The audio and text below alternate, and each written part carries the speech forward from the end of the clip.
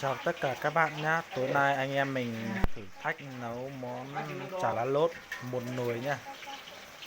Lúc thì nó nổi chứ, lúc thì nó nò. Một nồi khổng lồ luôn nha. À, chưa sai.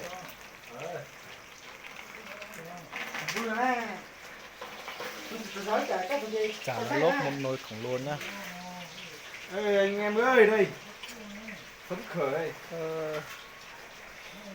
Nó dầu ấy chồng có tim mong nó trong ba đắt vừa ba tất tạo rau mò ca nó vừa nó nữa.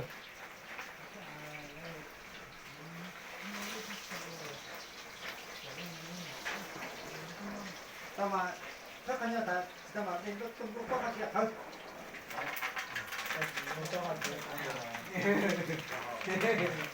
Ra một tập thứ ba theo phải mình run ruôi vậy rồi đấy. Làm được lên thì nó tàu qua. dạ cũng gì chứ thế có phát hiện không mình máy đi Nó không có được Một nồi khổng lồ đó nhá. Các nó bạn hơi rất to luôn.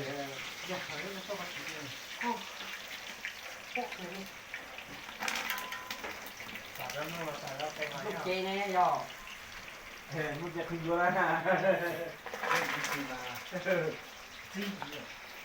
ô cao cái này nó tao theo chấm lúc chơi ấy được à Thôi con gì nha, thôi vừa qua.